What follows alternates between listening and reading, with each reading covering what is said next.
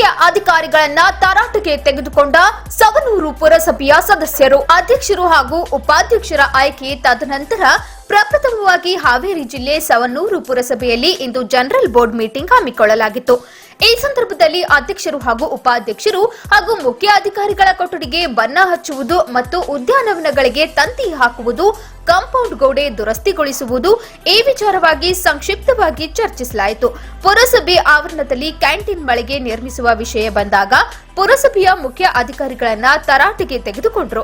ಮುಖ್ಯ ಅಧಿಕಾರಿಗಳೇ, ನಿಮ್ಮ ಸಿಬ್ಬಂದಿ ವರ್ಗದವರು ಊಟದ ನೆಪ ಇಟ್ಟುಕೊಂಡು ಹೋದವರು ಬೇಗ ಬರುವುದಿಲ್ಲ. ಅಷ್ಟೇ ಅಲ್ಲ, ಬೇಗ ಬಂದರೂ ಕೂಡ ಜನರ ಕೆಲಸಗಳನ್ನ ಬೇಗ ಮಾಡಿಕೊಡುವುದಿಲ್ಲ. ಇದರಿಂದ ಜನರಿಗೆ ತುಂಬಾ ತೊಂದರೆಯಾಗುತ್ತಿದೆ. ಕಡ್ಡಾಯವಾಗಿ ಕ್ಯಾಂಟೀನ್ ನಿರ್ಮಿಸಲೇಬೇಕೆಂದು ವ್ಯಕ್ತಪಡಿಸಿದ್ರು. ಪುರಸಭೆಯಲ್ಲಿ ಕೆಲಸಕ್ಕೆ ಹೊರಗುತ್ತಿಗೆಯ ಕಾರ್ಮಿಕರ ಅವಶ್ಯಕತೆ ಇದ್ದು ಕಾರ್ಮಿಕರ ಸಂಖ್ಯೆ ಕಡಿಮೆ ಇರುವುದರಿಂದ ಸವನೂರು ಗಬ್ಬು ನಾರುತ್ತಿದೆ. ಸ್ವಚ್ಛತೆ ಇಲ್ಲದ ಕಾರಣ ಹಲವಾರು ಸಮಸ್ಯೆಗಳನ್ನ ನಾವು ಎದುರಿಸಬೇಕಾಗಿದೆ. ಜನರು ನಮ್ಮನ್ನು ಸದಸ್ಯರೇ ನೀವು ಏನು ಮಾಡುತ್ತಿದ್ದೀರಿ ಎಂದು ಪ್ರಶ್ನೆ ಮಾಡಿ ಕೇಳುತ್ತಿದ್ದಾರೆ. ಜನರ ಕಷ್ಟಗಳಿಗೆ ಸ್ಪಂದನೆ ನೀಡುವುದು ನಮ್ಮ ಕೆಲಸ. ಆದುದರಿಂದ ಪೌರ ಕಾರ್ಮಿಕರನ್ನ ಆಯ್ಕೆ ಮಾಡಿಕೊಂಡು ನಿಶ್ಚಿತವಾದ ಸಮಯ ನಿಗದಿಪಡಿಸಿ ಸ್ವಚ್ಛತೆ ಬಗ್ಗೆ ಗಮನ ಹರಿಸಿ. ಒಂದು ವೇಳೆ ಕೆಲಸ ಮಾಡದೇ ಇದ್ದಲ್ಲಿ ನೇರವಾಗಿ ನೀವೇ ಹೊಣೆಗಾರರಾಗುತ್ತೀರಿ ಎಂದು ಎಚ್ಚರಿಕೆ ನೀಡಿದ್ರು. ಒಂದು ಉದ್ದಾರಕ್ಕೋಸ್ಕರ ತಿಂಗಳ ಗಟ್ಟಲೆ ಅಲೆದಾಡಿಸುವುದು ಎಷ್ಟರ ಮಟ್ಟಿಗೆ ಸರಿ?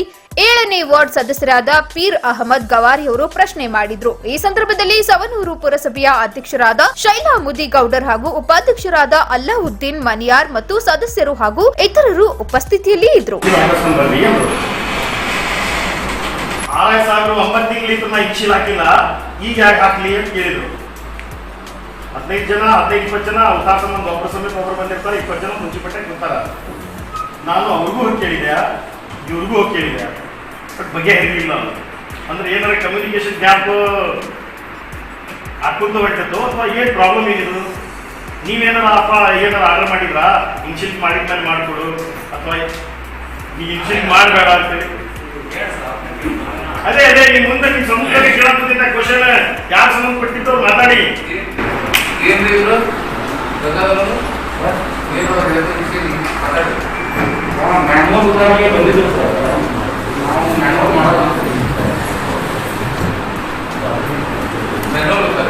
ಬ್ಯಾಂಗ್ಳೂರ್ ಸಾರಿಗೆ ದೊಡ್ಡಣ್ಣ ಸಾಹೇಬ್ ಏನಂದ್ರು, ಇನ್ಶಿಲ್ ಬೇಕು. ಯಾವುದೇ ರೆವಿನ್ಯೂ ಡಿಪಾರ್ಟ್ಮೆಂಟ್ ಇವ್ರದು ಯಾವುದೇನೋ ಶಿವಣ್ಣ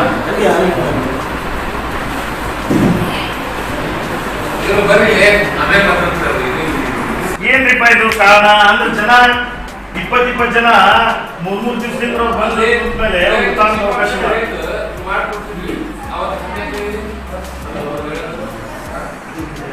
ಇಡೀ ಮುನ್ಸಿಪಾಲಿಟಿ ಕಲಲ್ ಆಗಿ ಕಾನೂನಿ ಸೌಂಡ್ ಹೆಣ್ಮಗಳದ್ದು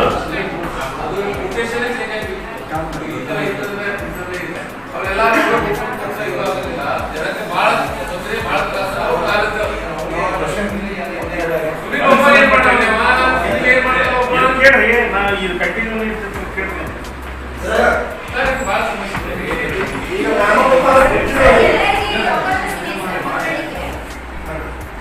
ಅದಕ್ಕೆ ಸಂಬಂಧಪಟ್ಟಂಗೆ ಕೇಳಿದವ್ರು ಕೇಳ್ರಿ.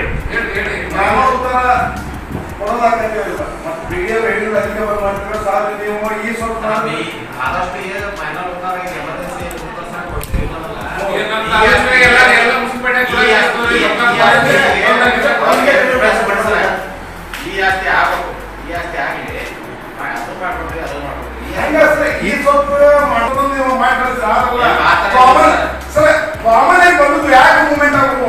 ಈ ಸ್ವಲ್ಪ ಅಲ್ಲೇ ಬಿದ್ದಿರ್ತಾವ.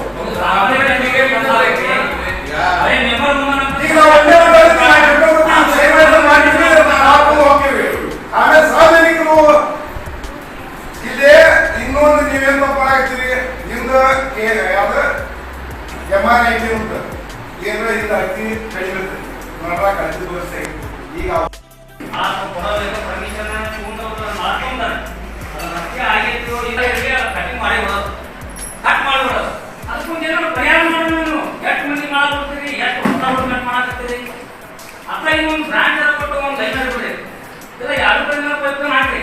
ರಸ್ತೆ ಮಾಡೋದು ಮಾಡಿ ರೊಕ್ಕ ತಗೊಂಡು ಹೋಗ್ತಾರ. ರಸ್ತೆ ಕಟ್ ಮಾಡ್ಕೊಂಡು ಏನ್ ಮಾಡೋದಾಗ್ತದೆ? ರಸ್ತೆ ಮಾಡಿ ಏನು ಉಪಯೋಗ? ಇದಕ್ಕೊಂದು ನೀವೇನ ಪರಿಹಾರ ತಗೋಬೇಕು ಮಾಡಿ. ಅವ್ರು ಏನ್ ಮಾಡಾಕ್ತಾರೆ, ಅವ್ರು ರಿಜಿಸ್ಟರ್ ಬುಕ್ ರಿಪೇರಿನೂ ಆಗಿಲ್ಲ, ಚಾವಿ ಹಾಕ್ತದ, ಯಾರು ಬೇಕಾದ್ರೆ ರಿಜಿಸ್ಟರ್ ತಗೊಳ್ಳೋದು, ಯಾರು ರಿಜಿಸ್ಟರ್ ತಗೊಂಡ್ರೆ ಎಲ್ಲ ಹೋಗಿ ಕಳುಗಳ ಅದಕ್ಕೆ ಯಾರು ಜವಾಬ್ದಾರಿ? ಅದಕ್ಕೇನಾದ್ರು ಬಿಗಿ ಬಂದೋಬಸ್ತ್ ಮಾಡಿ ಯಾರು ಬೇಕಾದ್ರೂ ಬರ್ತಾರೆ, ಯಾರು ಬೇಕಾದ್ರೂ ರಿಜಿಸ್ಟರ್ ತೆಗಿತಾರೆ ಅಂತಂದ್ರೆ ಯಾಕೆ ಜವಾಬ್ದಾರಿ ಇಲ್ಲ? ಅಲ್ಲ ಮಾಡಬೇಕು ಮತ್ತಿದೆ ಒಳಗೆ ಹೋಗ್ತಾರಿಪ್ಪ ನಾವು ಆಮೇಲೆ ಸರ ನಿಮ್ಮ ಇದ್ರೊಳಗಿಂದ ಚಲೋ ಮಾಡ್ಬೋದು. ಅದಕ್ಕೆ ಸಂಬಂಧಪಟ್ಟಂಗೆ ಸಂತೆ ಆದಂಗೆ ಆಗತ್ತೆ ಸರ್. ಅವ್ರು ದೇವ್ರ ಮುಂದಿಲ್ಲ ಕೇಳಿ ಅವ್ರು ಏನು ಉದಾಹರಣೆ ಏನು ಬೇಕು ಎಲ್ಲ ಬಂದ್ ಮಾಡಕ್ ಹಾಕ್ತೀವಿ ಅವ್ರಿಗೆ. ಅವ್ರು ಹೇಳ್ತಿರ್ತಾರೆ ಇವರು ಒಬ್ಬರು ಟೇಬಲ್ ಮೇಲೆ ಕೆಲಸ ಮಾಡಿದ್ರೆ ಮತ್ತೆ ಹೀಗೆ ಎಲ್ಲ ಆಮೇಲೆ ಯಾರು ತೀರ್ಪಡೆ ಏನೋ ಬಾಯಿ ಎಲ್ಲ ಮಾಡಿದ್ರೆ ಅಲ್ಲ ಹಂಗಾಗ ಕಳುವಂತಂದ್ರೆ ಏನು ಮತ್ತೆ ರಿಜಿಸ್ಟರ್ ಹಾಕೊಂಡು ಏನ್ ಮಾಡ್ತಾರೆ ಅದು ತೀರ್ಪಡೆ ಮಾಡಿ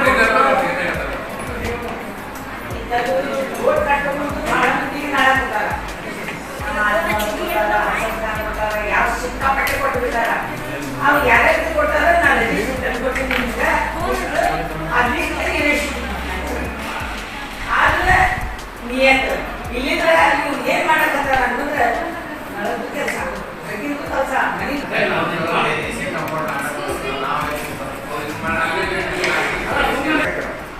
ಈಗ ಕನಿಷ್ಠ ಇನ್ನೂ ಒಂದು 5 ರಿಂದ 6 ಕ್ರಾಸ್ ಬರ್ಬೇಕು ಆ ಕ್ರಾಸ್ ಒಂದು ಹಾಕಿದ್ರೆ ಭಾಳ ಉತ್ತಮ.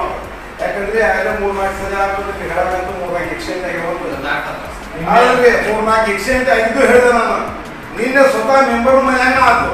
ಈಗ ಅಲ್ಲಿ ಗೇಮ್ ಶೇಕ್ ಐತೆ ಆ ಹುಡುಗ 8 ರಿಂದ 9 ವರ್ಷ ಇವ್ರ ಮಗ ಅಲ್ಲಿ ಗೇಮ್ ಶೇಕ್ ಅದ ನಾನು ನಿಮಗ ಗಮನಕ್ಕೆ ಅವ ಅಕ್ಕೂರದನು ಆ ಕಡೆ ಹೇಳಿ ಏನು ಪುರಸಭೆ ಕಡೆಯಿಂದ ಹಾಕದ್ರಿ ಸಾಹೇಬ್ರ ಅವ್ರು ಹಾಕ್ಲಿಲ್ಲ ಅಂದ್ರೆ ಪುರಸಭೆ ಕಡೆಯಿಂದ ಹಾಕದ್ರಿ ಮನೆ ದಿವಸ ಹೇಳಕತ್ತ ಯಾರು ಸತೀಪ ಹಾಕತ್ರಿ ಅವ್ರು ಹೇಳ್ರಿ. ಈಗ ಆಲ್ರೆಡಿ 3 ಎಕ್ಸ್ಚೇಂಜ್ ಆಗ್ಯಾವು. ಅದನ್ನ ಗಮನಕ್ಕೆ ತಗೊಂಡ ನಿನ್ನೆ ಸ್ವತಃ ನಿನ್ನೆ ಆಗೇನಿ ಇವ್ರು ತಗೊಂಡ ಆ ಕಡೆ ಗೇಮ್ ಶೇಕ್ ಅದಾನ ಈಗೇರಿ ಸಾಹೇಬ್ರ.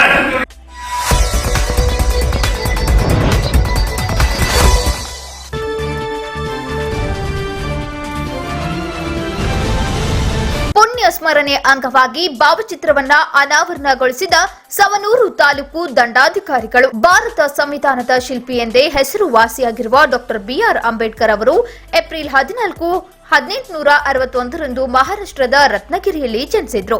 ಡಿಸೆಂಬರ್ 6 ಭಾರತೀಯರಿಗೆ ನೋವುಂಟು ಮಾಡಿದ ದಿನ.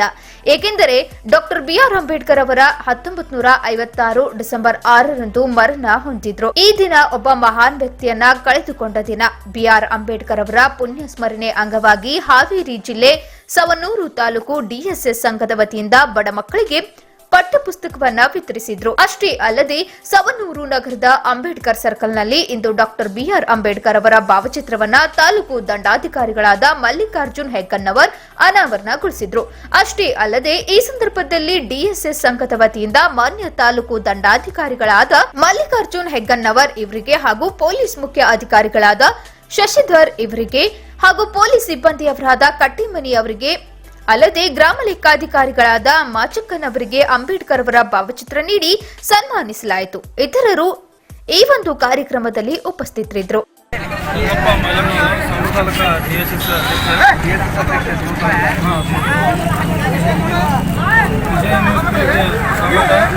ಇವತ್ತು ಡಾಕ್ಟರ್ ಬಾಬಾ ಸಾಹೇಬ್ ಅಂಬೇಡ್ಕರ್ ಅವರ 64ನೇ ಪುಣ್ಯ ಸ್ಮರಣೆಯನ್ನು ನಾವು ಅತಿ ನಮನ ಸಲ್ಲಿಸುವ ಮೂಲಕ ಎಲ್ಲ ನಮ್ಮ ಯುವಕರು ಹಾಗೂ ನಮ್ಮ ಸಮಾಜದ ಮುಖಂಡರು ಹಾಗೂ ವಿವಿಧ ಅಧಿಕಾರಿಗಳು ಎಲ್ಲರೂ ಜೊತೆಗೂಡಿ ಇವತ್ತು ನಾವು ಡಾಕ್ಟರ್ ಬಿ ಆರ್ ಅಂಬೇಡ್ಕರ್ ಅವರಿಗೆ ನಮನವನ್ನು ಸಲ್ಲಿಸಿದ್ದೇವೆ. ಅಂಬೇಡ್ಕರ್ ಅವರು ಕೇವಲ ಯಾವುದೇ ಒಂದು ಜಾತಿಗೆ ಸೀಮಿತರಾಗಿಲ್ಲ, ಇಡೀ ನಮ್ಮ ಭಾರತ ದೇಶಕ್ಕೆ ಸಂವಿಧಾನ ಕೊಟ್ಟಂಥ ಮಹಾನ್ ವ್ಯಕ್ತಿಗಳು ಹಾಗೂ ವಿಶ್ವಜ್ಞಾನಿಯೂ ಕೂಡ ಹೌದು. ವಿಶ್ವದಲ್ಲೇ ಅಂಬೇಡ್ಕರ್ ಅವರಷ್ಟು ಇರುವ ಮೂರ್ತಿಗಳು ಯಾವುದೇ ನಾಯಕರಿಲ್ಲ. ಅಂಥ ಒಬ್ಬ ಮಹಾನ್ ನಾಯಕ ಅಂಬೇಡ್ಕರ್ ಅವರು ನಮ್ಮನ್ನು ಅಗಲಿ ಹೊತ್ತಿಗೆ 64 ವರ್ಷ ಕಳೆಯಿತು. ಆದರೆ ಅವರು ದೇಹದಿಂದ ಅಗಲಿರ್ಬೋದು, ಆದರೆ ಪ್ರತಿಯೊಬ್ಬರ ಆತ್ಮದಲ್ಲಿ, ಪ್ರತಿಯೊಬ್ಬರ ಕಾರ್ಯದಲ್ಲಿ, ಪ್ರತಿಯೊಬ್ಬರ ಸಂವಿಧಾನದಲ್ಲಿ ಸದಾ ಸೂರ್ಯಚಂದ್ರನಲ್ಲಿ ಇರ್ತಾರೆ ಅಂತ ಹೇಳಿ ನಾನು 2 ಮಾತು.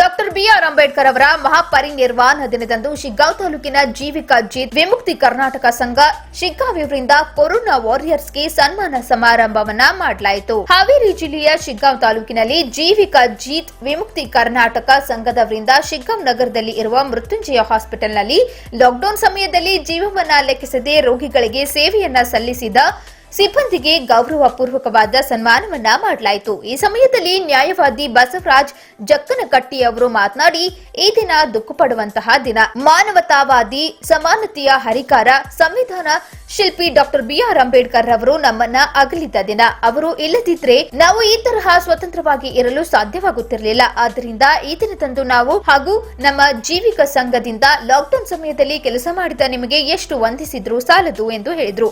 ಈ ಸಮಯದಲ್ಲಿ ಡಾಕ್ಟರ್ ಪ್ರಶಾಂತ್ ಚಿಕ್ಕಮಕ್ಕಳ doctor MM Tirlapur, doctor Rani Tirlapur, doctor Shivakumar Shivur ಇನ್ನು ಮುಂತಾದವರು ಹಾಜರಿದ್ದರು. ಇಂತ ಒಳ್ಳೆ ಕೆಲಸ ಮಾಡೋರಿಗೆ ಕರ್ನಾಟಕ ರಾಜ್ಯ ಪ್ರಶಸ್ತಿ, ಪದ್ಮಶ್ರೀ ಪ್ರಶಸ್ತಿ, ಹಾವೇರಿ ಒಳಗೆ ಅಲ್ಲಿ ಒತ್ತಡ ಹಾಕಿ ಕೊಡ್ತಾರೆ. ಇಂತ ನಿಜವಾಗಿಂತ ಸೋಷಿಯಲ್ ಕೆಲಸ ಮಾಡೋರಿಗೆ ಅವ್ರಿಗೆ ಮುಂದಿನ ದಿನಮಾನ ಸರ್ಕಾರ ದೊಡ್ಡ ದೊಡ್ಡ ಗೌರವ ಡಾಕ್ಟರೇಟ್ ಕೊಡುವಂತದ್ದು ಆಗಲಿ ಅಂತೇಳಿ ನಾನು ಯಾರ ಮಾತನ್ನ ಈ ಸಂದರ್ಭದಲ್ಲಿ ಮುಗಿಸಿ ಕಾರ್ಯಕ್ರಮ ಜೈ ಹಿಂದ್.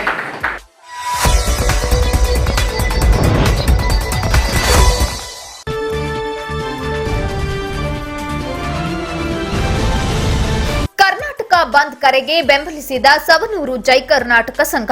ಬಿಜೆಪಿ ಸರ್ಕಾರವು ಬೆಳಗಾವಿಯ ಲೋಕಸಭಾ ಚುನಾವಣೆಯನ್ನ ದೃಷ್ಟಿಯಲ್ಲಿಟ್ಟುಕೊಂಡು ಮರಾಠಿ ಪ್ರಾಧಿಕಾರವನ್ನ ರಚಿಸಿದ್ದಾರೆ. ಅಷ್ಟೇ ಅಲ್ಲದೆ ಮರಾಠಿ ಪ್ರಾಧಿಕಾರಕ್ಕೆ 50 ಕೋಟಿ ಅನುದಾನ ಬಿಡುಗಡೆ ಮಾಡಿ ಕನ್ನಡಿಗರಿಗೆ ಅವಮಾನಿಸಿದ್ದಾರೆ. ಕನ್ನಡಿಗರಿಗೂ ಹಾಗೂ ಕನ್ನಡಾಂಬೆಗೆ ಅವಮಾನಿಸಿದ್ದ ಸರ್ಕಾರಕ್ಕೆ ಹಾವೇರಿ ಜಿಲ್ಲೆ ಸವನೂರು ತಾಲೂಕು ಜೈ ಕರ್ನಾಟಕ ಸಂಘದ ವತಿಯಿಂದ ಇಂದು ಮಾನ್ಯ ಸವನೂರು ಉಪವಿಭಾಗಾಧಿಕಾರಿಗಳಾದ ಅನ್ನಪೂರ್ಣ ಮುದ್ಕಮ್ಮನವರ್ ಹಾಗೂ ತಾಲೂಕು ದಂಡಾಧಿಕಾರಿಗಳಾದ ಮಲ್ಲಿಕಾರ್ಜುನ್ ಹೆಗ್ಗನ್ನವರ್ ಇವರ ಮೂಲಕ ಘನ ಸರ್ಕಾರಕ್ಕೆ ಮನವಿ ಸಲ್ಲಿಸಲಾಯಿತು. ಈ ಸಂದರ್ಭದಲ್ಲಿ ಸವನೂರು ತಾಲೂಕು ಅಧ್ಯಕ್ಷರಾದ ಮುನ್ನಾ ಗೌಡಗೇರಿ ಹಾಗೂ ಬಸವರಾಜ್ ಜಲಾಪುರ್, ನಾಗರಾಜ್ ಹರಿಜನ್ ಹಾಲಗಿಯವರು, ಪರಶುರಾಮ್ ಇಳಿಗೇರ್ ಹಾಗೂ ಇತರರು ಉಪಸ್ಥಿತಿಯಲ್ಲಿದ್ದರು.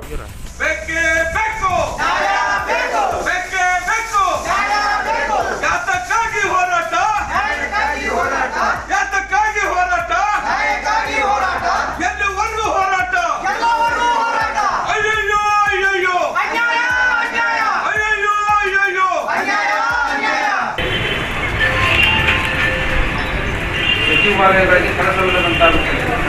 ರಾಜ್ಯದ ಬೊಕ್ಕಸ ಖಾಲಿಯಾಗಿ ಕಾಲದ ಲೆಕ್ಕ ಬೆಳೆಯುತ್ತಾ ಹೋಗುತ್ತದೆ. ರಾಜ್ಯದಲ್ಲಿ ಪ್ರವಾಹ, ಅತಿವೃಷ್ಟಿ, ರೈತರ ಆತ್ಮಹತ್ಯೆ, ನಿರುದ್ಯೋಗ, ಬರ ಹೀಗೆ ನಾನಾ ಸಮಸ್ಯೆಗಳಿಂದ ರಾಜ್ಯ ತತ್ತರಿಸಿರುವಾಗ ಇದರ ಬಗ್ಗೆ ತಾವು ಹೆಚ್ಚಿನ ಗಮನ ವಹಿಸಿ ಈ ಕೂಡಲೇ ತಾವು ರಚಿಸಿರುವ ಮರಾಠ ಅಭಿವೃದ್ಧಿ ಪ್ರಾಧಿಕಾರವನ್ನು ಈ ಕೂಡಲೇ ಕೈಗೊಂಡು ಕರ್ನಾಟಕದಲ್ಲಿ ಸಹೋದರತ್ವದಲ್ಲಿರುವ ಮರಾಠರು ಮತ್ತು ಕನ್ನಡಿಗರನ್ನು ಪ್ರವಾಸದಿಂದ ಬದುಕಲು ಬಿಡಿ ಎಂದು ಆಗ್ರಹಿಸುತ್ತಾ ಇಲ್ಲದೆ ಹೋದಲ್ಲಿ ಜೈ ಕರ್ನಾಟಕ ಸಂಘಟನೆಯು ರಾಜ್ಯ ವ್ಯಾಪ್ತಿಯಲ್ಲಿ ಮತ್ತು ಕರ್ನಾಟಕ ಬಂದ್ಗೆ ಕರೆ ಕೊಡಬೇಕಾಗುತ್ತದೆ. ನಮ್ಮದೇ ಮೂಲಕ ತಿಳಿಸುತ್ತಿದ್ದೇವೆ.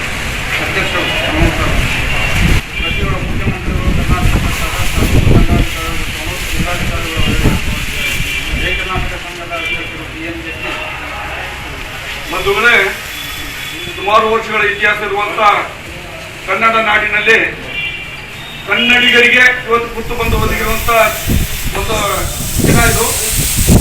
ಸರ್ಕಾರಗಳು ಕನ್ನಡಿಗರನ್ನ ಉನ್ನತ ಸ್ಥಾನದಲ್ಲಿ ನೋಡ್ಬೇಕಿರುವಂತ ಸರ್ಕಾರಗಳು ಇವತ್ತು ಕನ್ನಡಿಗರನ್ನೇ ಹತ್ತಿಕ್ಕುವಂತ ಕೆಲಸ ಮಾಡ್ತಾ ಇದ್ದೇವೆ. ಅದಕ್ಕೆ ಸವಣೂರು ತಾಲೂಕಿನಲ್ಲಿ ಜೈ ಕರ್ನಾಟಕ ಸಂಘಟನೆಯವರು ಇವತ್ತು ಒಂದು ಮನವಿ ಕೊಟ್ಟಿರುವಂತದ್ದು. ಆದರೆ ಒಂದು ಬಾಹ್ಯ ಬೆಂಬಲ ಕರ್ನಾಟಕ ರಕ್ಷಣೆಗೆ ನಾರಾಯಣ ಗೌಡರ ಬಣದಿಂದ ಬಾಹ್ಯ ಬೆಂಬಲವನ್ನು ಕೊಡ್ತಾ ಇದ್ದೀವಿ. ನಾವು ಜಿಲ್ಲೆಯಲ್ಲಿ ಅಂದ್ರೆ ಹಾವೇರಿ ಜಿಲ್ಲೆಯಲ್ಲಿ ಈಗಾಗಲೇ DC ಮುಖಾಂತರ ಒಂದು ಮನವಿಯನ್ನು ಕೊಟ್ಟು ಬಂದಿದ್ದೇವೆ. ಮತ್ತೆ ಈಗ ಪಾಪ ಇವ್ರು ಕರೆದಿಲ್ಲ, ಅದಕ್ಕೆ ಒಂದು ಬಾಹ್ಯ ಬೆಂಬಲ ನಮ್ಮ ಸವಣೂರು ತಾಲೂಕಿನಿಂದ.